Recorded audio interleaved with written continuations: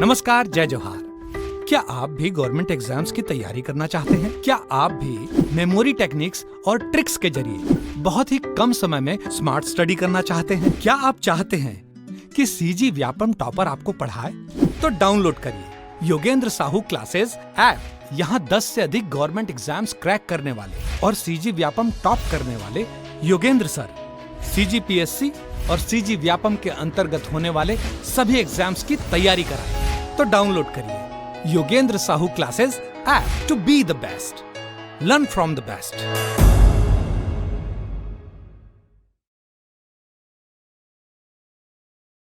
कोई भी सपना साकार करने के लिए सबसे जरूरी है सही कोच का होना। चुनिए Yogendra Sahu classes first rank को और करे अपने सीजी व्यापम CGPSC का सपना साकार। Download the app now. Hello everyone, आप सभी का स्वागत है योगेंद्र साहू ऑनलाइन क्लासेस पे एंड मैं आपका होस्ट सौरभ देवांगन आपका हमारे यूट्यूब चैनल पे तहे दिल से स्वागत करता हूं। तो जैसा आपको पता है कि हम यहां पर MCQs का सीरीज़ कर रहे थे, तो हमने यहां पर कुछ MCQs डाले हुए हैं। सबसे पहले तो आपको पता होगा आधुनिक भारत के इतिहास के ऊपर हमने 4 MCQs डाला है, ठीक है। आप उसे जाकर ज़रूर देखिएगा, उसकी सीरीज़ को भी हम आगे बढ़ाएंगे। साथ साथ में हमने मध्यकालीन इतिहास के ऊपर भी, ठीक है, 2 MCQ डाला है। आप उसे भी जाकर देख सकते हैं और अपना प्रिपरेशन हाई कर सकते हैं।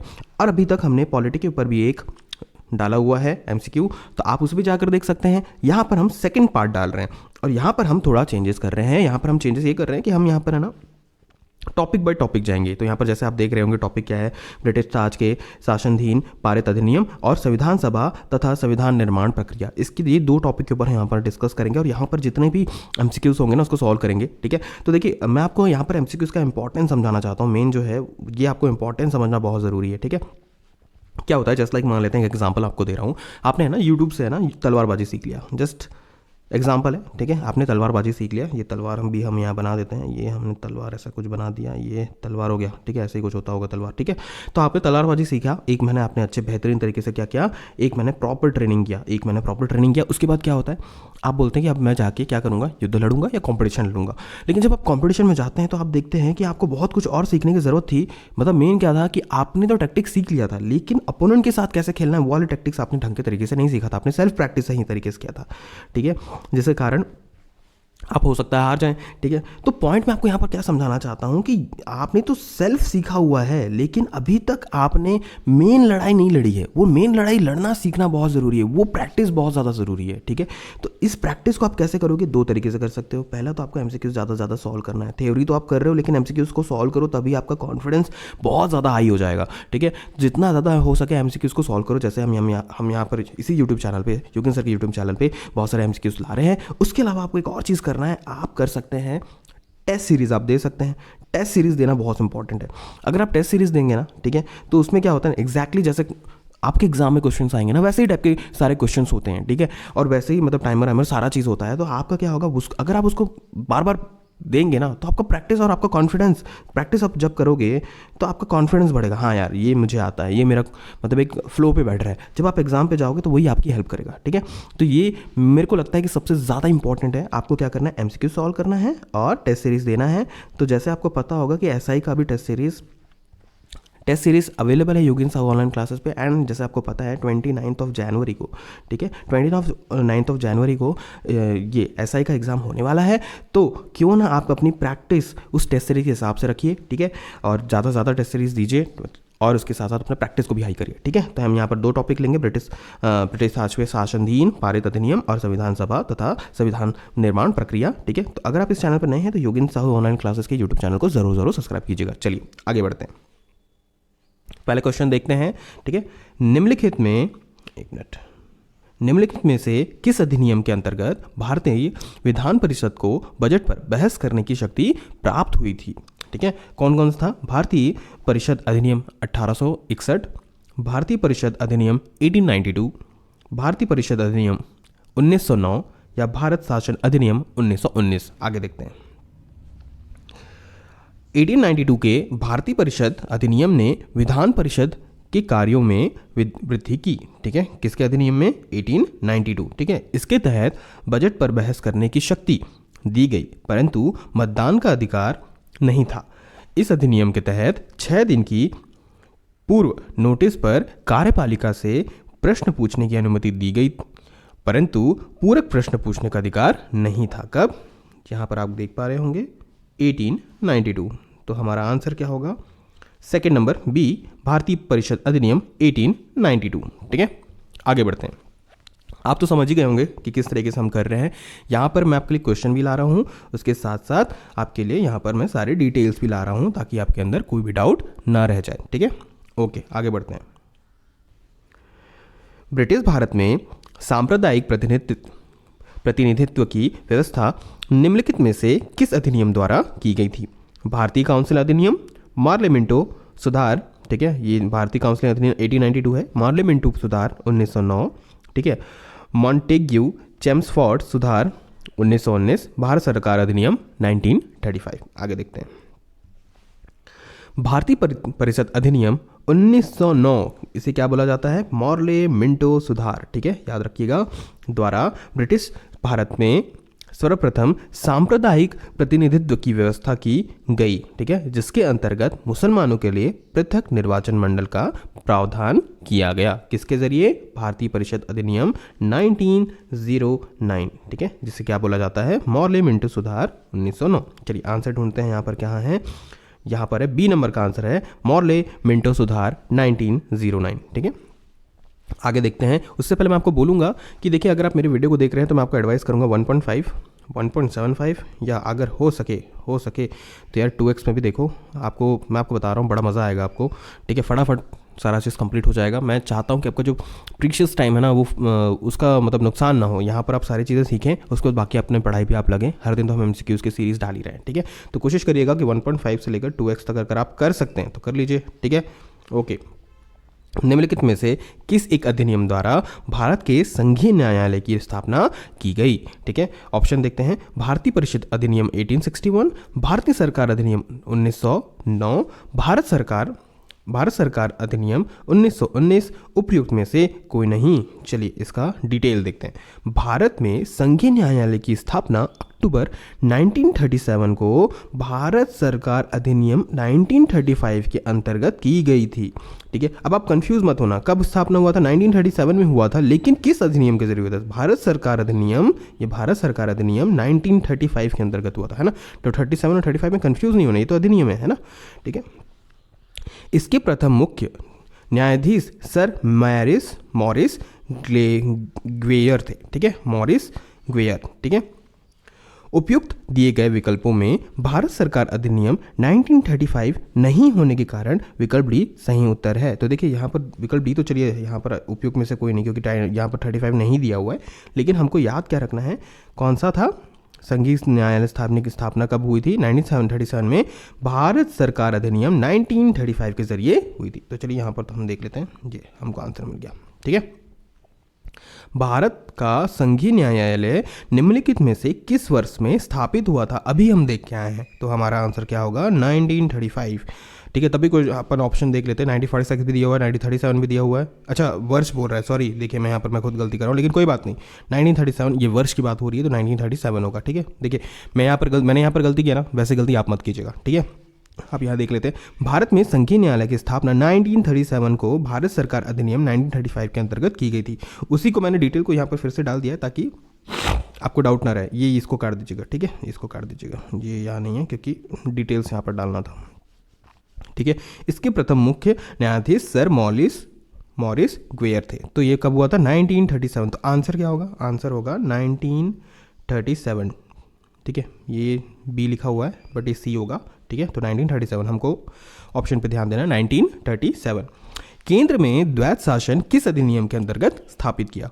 ठीक है, कब? 1919 का अधिनियम, भारत सरकार अधिनियम 1919, ठीक है, भारत सरकार अधिनियम 1935 या भारत स्वतंत्रता अधिनियम 1947। चलिए इसका आंसर देखते हैं।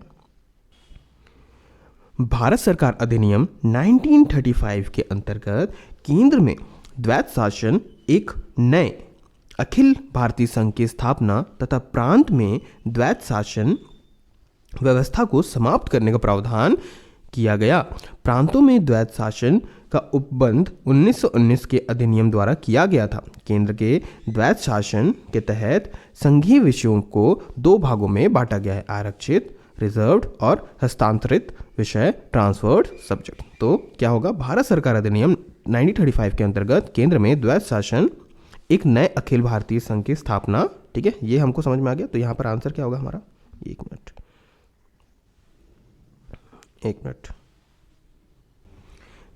तो इसका आंसर होगा भारत सरकार अधिनियम 1935। ठीक है, क्योंकि हमने यहाँ पर देखा ये भारत सरकार अधिनियम वाला 1935। ठीक है, आगे देखते हैं।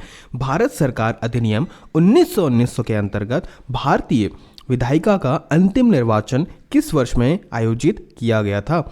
1930, 1945, 1934 या 1947? चलिए आगे देखते हैं। भारत शासन अधिनियम 1919 के अंतर्गत भारतीय विधायिका केंद्र विधानसभा का अंतिम निर्वाचन वर्ष 1945 में आयोजित किया गया था। कब? 1945, याद करिएगा। ठीक है, कब? हमारे स्वतंत्रता जब हमको मिली थी उससे जस्ट 2 साल पहले, 1945। ठीक है, आंसर मिल गया। तो हमारा आंसर ये है। ठीक है, आगे देखते हैं। निम्नलिखित में से कौन सा एक भारत शासन अधिनियम में स्वीकार किया हुआ महत्वपूर्ण और स्थायी अवयव नहीं है? देश के लिए लिखित संविधान, क्या ये है? विधानमंडल के लिए निर्वाचन, ठीक है, निर्वाचित एवं जवाबदेह प्रतिनिधि, एक संघ की योजना पर विचार, विधानमंडल के लिए सरकारी सदस्यों का समवाचित नॉमिनेशन किया जाना। चलिए देखते हैं कौन सा होगा, इसका पूरा डिटेल देखते हैं। भारत शासन अधिनियम 1935 में देश के लिखित संविधान का उल्लेख नहीं है। किसका नहीं है? देश के लिए लिखित संविधान का उल्लेख नहीं है। किसका? लिखित संविधान का। भारत के लिए संविधान का सर्वप्रथम उल्लेख क्रिप्स मिशन द्वारा किया गया था। अन्य 3 विकल्प भारत शासन अधिनियम 1935 में समाहित हैं। ठीक है, तो कौन सा नहीं है? देश के लिए लिखित संविधान का उल्लेख नहीं था। ढूंढते हैं, देश में लिखित संविधान का उल्लेख नहीं है। ठीक है, तो ये नहीं है, यही हमारा आंसर है। आगे देखते हैं।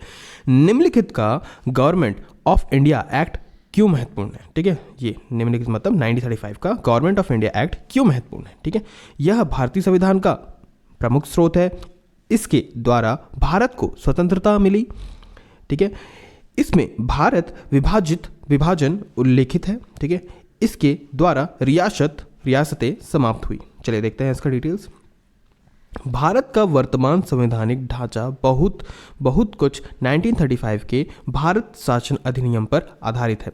इस अधिनियम के मुख्य उपबंध इस प्रकार है। अब ये 7 उपबंध है, इसको थोड़ा देख लेते हैं हम लोग। ठीक है, ताकि है ना आगे और भी क्वेश्चन बनेंगे तो उसमें आपको डाउट ना रह जाए। ठीक है, तो एक मिनट। हाँ, संघात्मक सरकार की स्थापना, केंद्र में द्वैध शासन की स्थापना, प्रांतों में द्वैध शासन के स्थान पर स्वायत्त, ठीक है, शासन की स्थापना, द्विविषदयनीय केंद्रीय विधानमंडल, प्रांतीय शासन व्यवस्था, प्रांतीय विधानमंडल, उसके बाद है केंद्र एवं प्रांतों में शक्तियों का विभाजन। ठीक है, और 8वां है फेडरल न्यायालय की स्थापना। ठीक है, इतना समझ में आ गया? एक मिनट के आगे क्या? हाँ, ठीक है, तो इसका आंसर होगा यह भारतीय संविधान का प्रमुख स्रोत है। ये इसका आंसर होगा। ठीक है, आगे देखते हैं। निम्नलिखित अधिनियमों में से किस अधिनियम के फलस्वरूप बर्मा भारत से अलग हुआ? कौन? बर्मा। ठीक है, इसके बारे में बात करते हैं। इसके ऑप्शन को देखते हैं। इंडियन काउंसिल्स एक्ट 1909, ठीक है, गवर्नमेंट ऑफ इंडिया एक्ट 1919, ठीक है, गवर्नमेंट ऑफ इंडिया एक्ट 1935 या इंडियन इंडिपेंडेंस एक्ट 1947। चलिए इसके बारे में डिटेल देखते हैं। गवर्नमेंट ऑफ इंडिया एक्ट 1935, ठीक है, 1935 याद रखना कि प्रावधानों के अनुरूप वर्ष 1937 में बर्मा को भारत से अलग किया गया। किसके एक्ट के जरिए? 1935 के एक्ट के जरिए। और कौन से वर्ष? 1937। तो हमारा आंसर होगा यहां पर गवर्नमेंट ऑफ इंडिया एक्ट 1935। ठीक है, चलिए आगे देखते हैं। भारत के लिए संविधान की रचना हेतु संविधान सभा का विचार निम्नलिखित में से सर्वप्रथम किसने प्रस्तुत किया था? ठीक है, स्वराज पार्टी ने 1934 में, ठीक है, कांग्रेस पार्टी ने 1936 में, मुस्लिम लीग ने 1942 में, या सर्वदलीय सम्मेलन में, ठीक है, ने 1946 में। चलिए डिटेल्स देखते हैं, ठीक है। मई 1934 में रांची के स्वराज पार्टी ने आत्मनिर्णय के अधिकार की मांग की और एक प्रस्ताव पारित किया। किसने? स्वराज पार्टी ने, ठीक है, जिसमें कहा गया कि वयस्क मताधिकार के आधार पर निर्वाचित भारतीय प्रतिनिधियों को एक संविधान सभा होगी जो संविधान का निर्माण करेगी। भारतीयों की ओर से संविधान सभा की मांग करने वाले यह प्रथम अवसर था। किसने किया था? स्वराज पार्टी ने। चलिए आगे देखते हैं। स्वराज पार्टी ने 1934 में किया था, क्योंकि देखिए वर्ष भी यहाँ पर लिखा हुआ है मई 1934, ठीक है। आगे देखते हैं।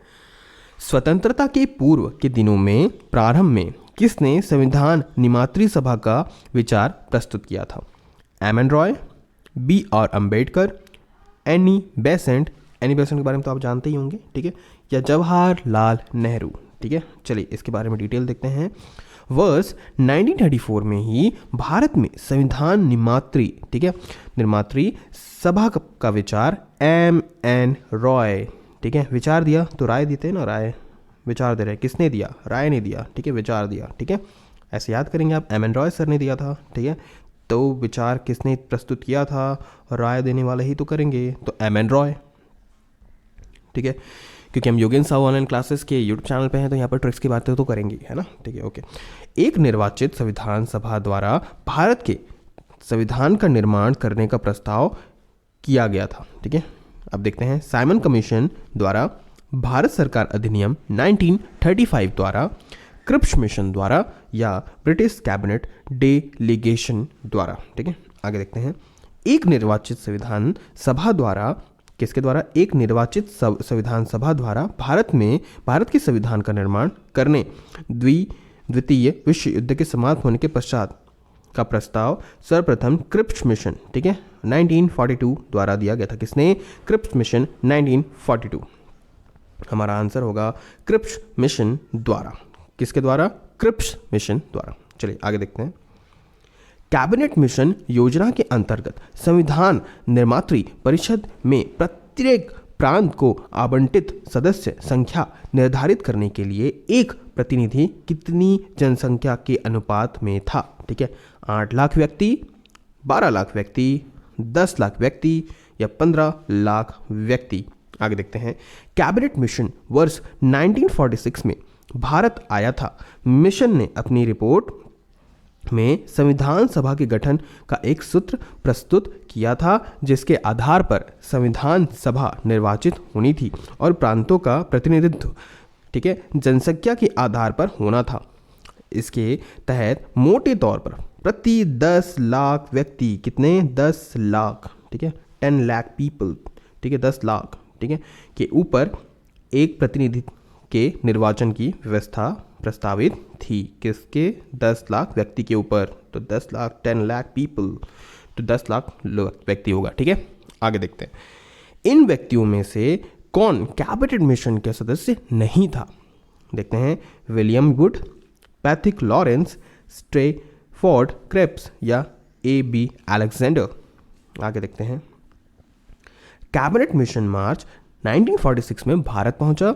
इस मिशन के सदस्य स्ट्रेफोर्ड क्रेप्स और पैथिक लॉरेंस और A.B. अलेक्जेंडर थे। कौन कौन थे? ठीक है, अभी देख लेते हैं। ये क्रिप्स थे, क्लिप्स, लॉर और अलेक्जेंडर। तो ढूंढते हैं यहाँ पर कौन कौन थे, ठीक है। क्रिप्स मिल गए, क्रिप्स, लॉर और अलेक्जेंडर। तो कौन नहीं थे? तो ये नहीं थे, तो यही हमारा आंसर होगा। विलियम वुड यहाँ पर दिया भी हुआ है। ये स्ट्रेफोर्ड क्रिप्स जो थे अध्यक्ष बोर्ड ऑफ ट्रेड थे, ठीक है।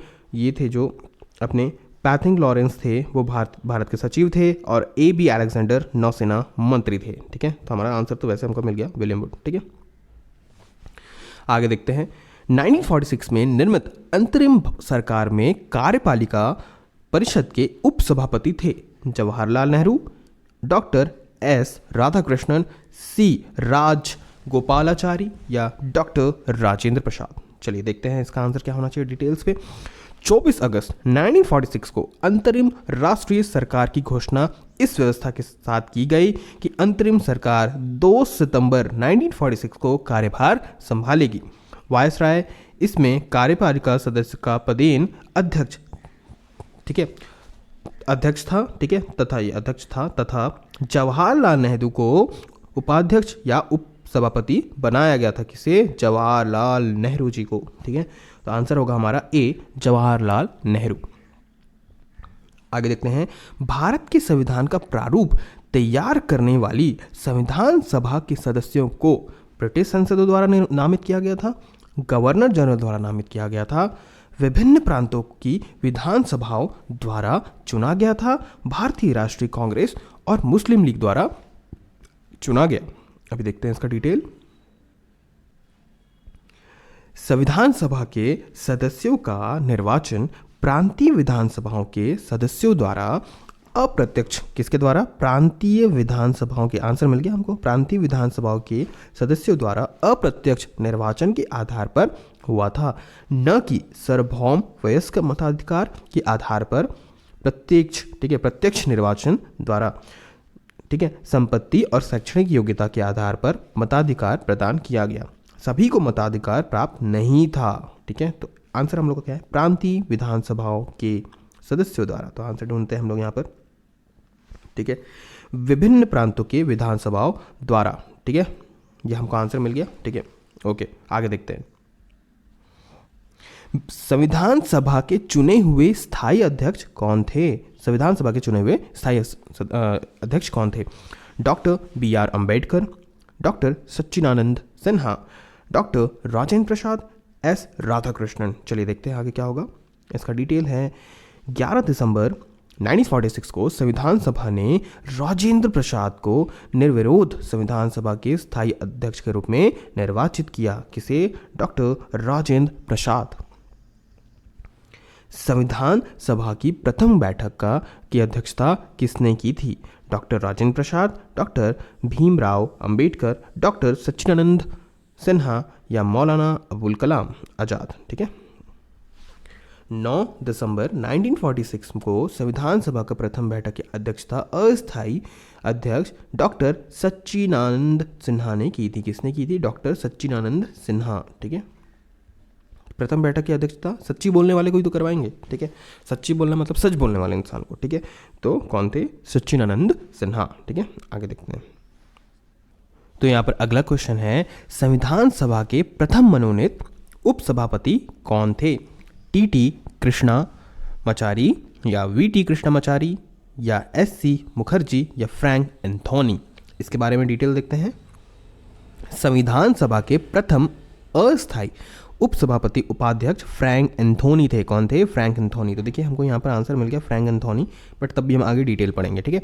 जिन्हें 9 दिसंबर 1946 को अस्थायी उप सभापति अध्यक्ष सच्चिदानंद सिन्हा द्वारा मनोनीत किया गया था। अब देखते हैं, देखिए आगे लिखा हुआ है, HC मुखर्जी संविधान सभा के पहले स्थायी उपाध्यक्ष थे। तो स्थायी उपाध्यक्ष के बारे में अगर बात किया जाए संविधान सभा के, तो कौन थे? SC मुखर्जी। लेकिन यहाँ पर हम बात कर रहे हैं अस्थायी, ठीक है।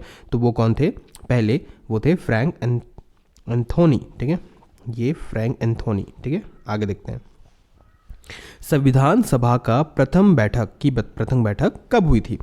9 दिसंबर 1946, 15 अगस्त 1947, 26 नवंबर 1949 या 26 जनवरी 1946? या लास्ट है, उपयुक्त में से कोई नहीं, ऐसा तो नहीं होगा। चलिए देखते हैं। भारतीय संविधान की स्थापना 9 दिसंबर 1946 को उसकी प्रथम बैठक के आरंभ होने के साथ हुई थी। कब? 9 दिसंबर 1946, 9 दिसंबर 1946। तो ये है आंसर 9 दिसंबर 1946, ठीक है। आगे बढ़ते हैं। भारतीय संविधान सभा की स्थापना की गई थी, कब की गई थी? 10 जून 1946, 26 नवंबर 1949, 9 दिसंबर 1946 या 26 दिसंबर 1949? आगे देखते हैं। भारतीय संविधान सभा की स्थापना 9 दिसंबर 1946 को उसकी प्रथम बैठक के आरंभ के साथ हुई थी। तो सेम डिटेल वही है। तो आंसर भी क्या होगा? भारतीय संविधान सभा की स्थापना, ठीक है। तो बैठक उसी दिन हुई थी। तो कब हुआ था? 9 दिसंबर 1946, ठीक है। आगे देखते हैं।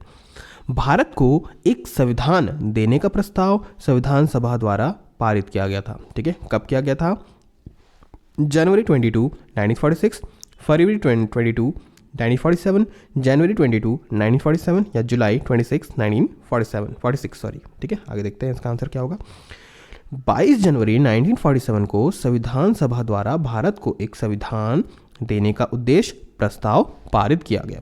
उद्देश्य प्रस्ताव को 13 दिसंबर 1946 को संविधान सभा के में जवाहरलाल नेहरू द्वारा पेश किया गया। आगे चलकर यही उद्देश्य प्रस्तावना का प्रारूप बना। ठीक है, तो इसका आंसर होगा 1947, इसका आंसर है 1947, याद रखना। ठीक है, चलिए आगे बढ़ते हैं। संविधान सभा के सम्मुख संविधान की प्रस्तावना का प्रस्ताव, ठीक है, किसने रखा? जवाहरलाल नेहरू, BR अंबेडकर, BN राव या महात्मा गांधी?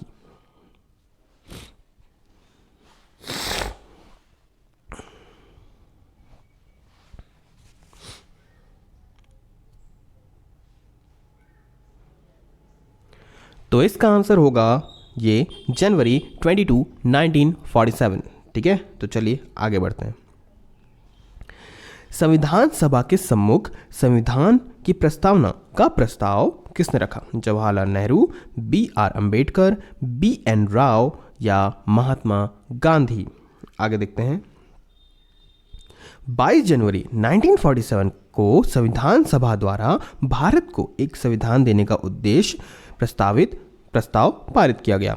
उद्देश्य प्रस्ताव को 13 दिसंबर 1946 को संविधान सभा में जवाहरलाल नेहरू द्वारा पेश किया गया। आगे चलकर यही उद्देश्य प्रस्तावना का प्रारूप बना। किसने किया था? जवाहरलाल नेहरू ने। ठीक है, आगे देखते हैं। भारतीय संविधान को बनाने हेतु भारतीय संविधान सभा में कुल कितने अधिवेशन हुए थे? ठीक है, 7, 9, 12, 15। आगे देखते हैं।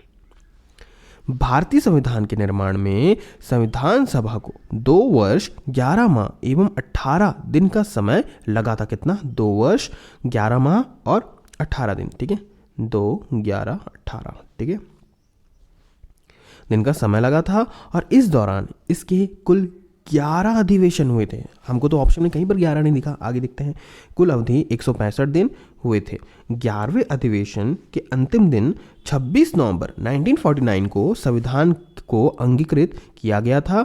इन 11 अधिवेशन के अतिरिक्त संविधान सभा पुनः 24 जनवरी 1950 को समवेत हुआ था। ठीक है, जबकि सदस्यों द्वारा भारत के संविधान का हस्ताक्षर किया गया था। देखिए निकटतम आंसर क्या है? निकटतम आंसर तो सी हमको मिलेगा ना। देखिए सी मतलब देखिए यहाँ पर हमको 11 के पास तो 7 नहीं दिख रहा, 9 नहीं दिख रहा, 15 नहीं दिख रहा, तो 12 होगा। ठीक है, तो 12 को ले रहे हैं हम निकटतम आंसर को। ठीक है, चलिए आगे देखते हैं। भारत के संविधान सभा की अंतिम बैठक की सही तिथि को बताइए। 26 नवंबर 1949, ठीक है, 24 जनवरी 1950, 5 दिसंबर 1949 या 25 जनवरी 1950? आगे देखते हैं। 11वें अधिवेशन के अंतिम दिन 26 नवंबर 1949 को संविधान को अंगीकृत किया गया था। कब? 26 नवंबर 1949। ये कहाँ गया? 26 नवंबर 1949। ए नंबर हमारा आंसर है। ठीक है,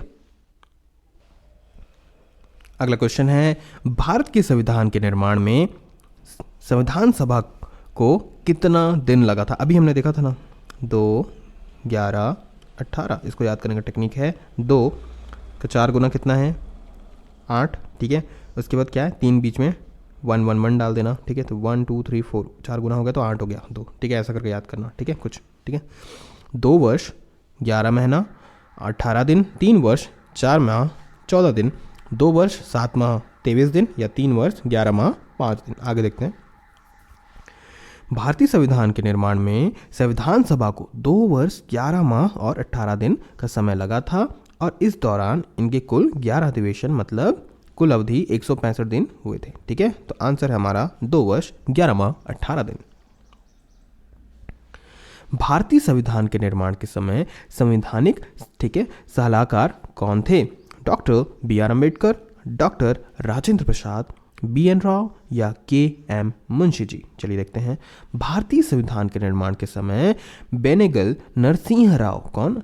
बेनेगल नरसिंह राव, जिन्हें हम BN राव के नाम से जानते हैं, को संविधान सलाहकार नियुक्त किया गया था। किन्हें? BN Rao. BN Rao sir कहाँ हैं आप? ये BN राव, ठीक है। अब देखते हैं भारतीय संविधान दिवस कब मनाया जाता है? 26 अक्टूबर, 26 नवंबर, 26 जनवरी या 15 अगस्त? आगे देखते हैं। भारतीय संविधान दिवस 26 नवंबर को मनाया जाता है। कब? 26 नवंबर, ठीक है। भारतीय संविधान 26 नवंबर 1949 को बनकर तैयार और संविधान सभा द्वारा अंगीकृत हुआ, ठीक है, अंगीकृत हुआ और इसके कुछ प्रावधान इसी दिन लागू किए गए, जिसके फलस्वरूप इस दिन को संविधान दिवस के रूप में मनाया जाता है। कब? 26 नवंबर, ठीक है, मनाया जाता है, ठीक है, लागू किए गए, ये मनाया जाता है। जबकि भारतीय संविधान 26 जनवरी 1950 को पूर्ण रूप से लागू किया गया और 26 जनवरी को गणतंत्र दिवस के रूप में मनाया जाता है। तो हमारा आंसर यहाँ पर है 26 नवंबर, ठीक है, संविधान दिवस, ठीक है। आगे देखते हैं। भारतीय संविधान को अपनाया गया था संवैधानिक सभा द्वारा, गवर्नर जनरल द्वारा, ब्रिटिश सांसद द्वारा या भारतीय सांसद द्वारा? आगे देखते हैं। संविधान सभा को 11वें अधिवेशन में 26 नवंबर 1949 को भारतीय संविधान, ठीक है, संविधान सभा, ठीक है, भारतीय संविधान सभा द्वारा अपनाया, अंगीकृत और अंगीकृत किया गया था, मतलब ये मिनट, हाँ, अंगीकृत और अधिनियमित किया गया था, ठीक है। तो इसका आंसर होगा संवैधानिक सभा द्वारा, ठीक है, ये इसका आंसर होगा, ठीक है। आगे देखते हैं। डॉक्टर भीमराव अंबेडकर का जन्म और मृत्यु कब हुई? ठीक है, तो ये तो देखिए बहुत ही ज़्यादा, मतलब इनकी लाइफ जो थी, भीमराव अंबेडकर की लाइफ, आज के डेट में वो सीरियल भी आता है, ठीक है, वो गाना नहीं बजता साहिब मेरे भीमराव बोल के, है ना। तो वो मैं आपको बोलना ही चाहता हूँ कि इनकी लाइफ बहुत ज़्यादा स्ट्रगल से बीती है, इन्होंने बहुत फाइट किया है। तो इनकी जो लाइफ है उसको, तो उसके बारे में आपको जानना ही चाहिए, ठीक है। इनके बारे में आप वीडियो भी देख सकते हैं यूट्यूब पे, अगर होगा तो, नहीं तो बुक भी पढ़ सकते हैं। तो इनकी लाइफ बहुत ही ज़्यादा फाइटिंग वाली रही थी, जिसके कारण इन्होंने कसम खाया था कि हम कुछ ना कुछ तो करेंगे अपने लोगों के लिए, और इन्होंने फिर आगे सारा चीज़ किया था, ठीक है। तो इसके बारे में ज़रूर आप पढ़िएगा, ये मेरा आपको सजेशन होगा, ठीक है। तो आगे देखते हैं। इसके ऑप्शन है 1886 से लेकर 1951, 1891 से लेकर 1956, ठीक है, 1877 से लेकर 1961 या 1889 से लेकर 1961, ठीक है। चलिए देखते हैं। भारतीय संविधान निर्माण के मुख्य भूमिका निभाने वाले डॉक्टर भीमराव अंबेडकर का जन्म कब हुआ था? 14 अप्रैल 1981, ये मिल गया, सॉरी 1991, ओहो 1891, ठीक है, 1891, ठीक है, महू मध्य प्रदेश में, तथा मृत्यु 6 दिसंबर 1956, ठीक है। तो भीमराव अंबेडकर का 56 इंच का सीना था, ऐसा मान के याद करें ना। तो 1956, ठीक है, याद करने की दृष्टि से है और बिल्कुल गलत ना लें, ठीक है। और 1991 को आप ऐसे याद करें ना, ठीक है, 1991 यार 1891, ठीक है, 1891 से लेकर 1956, ठीक है। चलिए आगे देखते हैं। संविधान सभा में वयस्क मताधिकार को 15 वर्ष के लिए स्थगित करने की बात की थी, किसने की थी? ठीक है, डॉक्टर राजेंद्र प्रसाद ने, जवाहरलाल नेहरू ने, मौलाना आज़ाद ने, डॉक्टर भीमराव अंबेडकर ने। चलिए इसका डिटेल देखते हैं। संविधान सभा में वयस्क मताधिकार विषय पर बहस के दौरान मौलाना अबुल कलाम आज़ाद ने, किसने? मौलाना अबुल कलाम आज़ाद ने वयस्क मताधिकार को 15 वर्ष के लिए स्थगित करने की वकालत की थी, किंतु डॉक्टर राजेंद्र प्रसाद एवं पंडित जवाहरलाल नेहरू ने जोरदार ढंग से इसे अपनाने के लिए इसका समर्थन किया था। तो किसने मना किया था स्थगित वाला बात? मौलाना आज़ाद ने, ठीक है। आगे देखते हैं। निम्नलिखित में से किसने सुझाव दिया था कि भारत की स्वतंत्रता के बाद भारतीय राष्ट्रीय कांग्रेस को एक राजनीतिक दल के रूप में भंग कर दिया जाना चाहिए? सी राज गोपालाचारी, जयप्रकाश नारायण, आचार्य कृपलानी, महात्मा गांधी। आगे देखते हैं। भारत की स्वतंत्रता के उपरांत महात्मा गांधी ने यह सुझाव दिया था कि भारतीय राष्ट्रीय कांग्रेस को अब एक राजनीतिक दल के रूप में भंग कर दिया जाना चाहिए, ठीक है। किसने दिया था? महात्मा गांधी, ठीक है। बीच में आपके लिए कुछ सजेशन ये है कि ठीक है। आई थिंक यहाँ पर सारा चीज़ कंप्लीट होता है। ठीक है, तो आपके लिए सजेशन ये है कि SI का एग्ज़ाम का जो एग्ज़ाम डेट है वो आ ही चुका है, आप जानते होंगे। ठीक है, तो आपको अभी क्या करना है, ज़्यादा से ज़्यादा MCQ सॉल्व करने की ज़रूरत है। ठीक है, और टेस्ट देने की ज़रूरत है। ठीक है, तो MCQ चलिए हम तो ला ही रहे हैं, लेकिन पॉइंट ये है कि आपको टेस्ट देना है। और टेस्ट मैं आपको बता रहा हूँ योगेंद्र साहू ऑनलाइन क्लासेस पे। ठीक है, योगेंद्र साहू ऑनलाइन क्लासेस पे कि जो हमारा ऐप है उसमें आप जाकर, ठीक है, ऑनलाइन ऐप में जाकर आप क्या कर सकते हैं मैं आपको बता रहा हूँ। वहाँ पर आप जाएं और वहाँ पर आपको 299 में आपको टेस्ट सीरीज़ मिल रहा है, जिसमें 10 टेस्ट होंगे। और एक अच्छी बात आपके लिए ये है, गुड न्यूज़ ये है कि 25% ऑफ आपको मिल रहा है, उन लोगों के लिए मिल रहा है जो लोग सबसे पहले इसमें इनरोल करेंगे। 2025 है, देख लेना एक बार, मेरे को थोड़ा क्लियर नहीं है, बट आपको वहाँ पर डिस्काउंट भी मिल रहा है, तो बहुत अच्छा मौका है। अगर आप हमारे ऐप पे जाते हैं एंड अगर आप वहाँ पर कूपन कोड लगाते हैं ये ओनली 20, तो आपको 25% का डिस्काउंट मिलेगा। 25% का डिस्काउंट मिल रहा है यार, इससे अच्छा मौका क्या होगा, है ना। 299 में ये कोर्स आप, ये जो टेस्ट सीरीज़ है वो अवेलेबल है, और उसका PDF फॉर्मेट भी आपको अवेलेबल होगा 10 पूरे सारे टेस्ट का। उसके साथ साथ if you are preparing for SI exam, ठीक है, तो हमारे पास उसके लिए क्रैश कोर्स भी अवेलेबल है 999 पे, और उसमें भी आपको 20% का डिस्काउंट अभी अवेलेबल है। ठीक है, इसमें भी ओनली 20 आप यूज़ कर सकते हैं। ठीक है, इसमें भी 25% का डिस्काउंट मिलेगा। तो अभी आप कैलकुलेट करिए, 25% का डिस्काउंट, तो अभी आप कैलकुलेट करेंगे तो आपको समझ में आएगा। 999 का अगर आप 25% करेंगे तो कितना होगा। ठीक है, अराउंड कितना होता है, 750 के आसपास आना चाहिए। ठीक है, तो भैया इतने कम कॉस्ट पे क्रैश कोर्स मिल जा रहा है, क्या चाहिए और, है ना। ठीक है, तो आपका एक रिवाइज बोलना चाहिए, रिविजन बहुत अच्छे तरीके से हो जाएगा। तो मैं आपको एडवाइस करूंगा जाकर ज़रूर लीजिए, एंड उसके साथ साथ 299 का टेस्ट सीरीज ज़रूर लीजिएगा, ताकि आप अपने आप को चेक कर सकें कि आपका भी लेवल क्या है। ठीक है, और उसके साथ साथ अगर आप इस चैनल पर नए हैं तो इस चैनल को ज़रूर सब्सक्राइब कीजिएगा एंड बेल आइकॉन ज़रूर दबा दीजिएगा, ताकि हम टाइम पे जब भी वीडियो डालें तो आपको नोटिफिकेशन जल्द ही मिल जाए। ठीक है, मिलते हैं नेक्स्ट वीडियो में। धन्यवाद, ऑल द बेस्ट।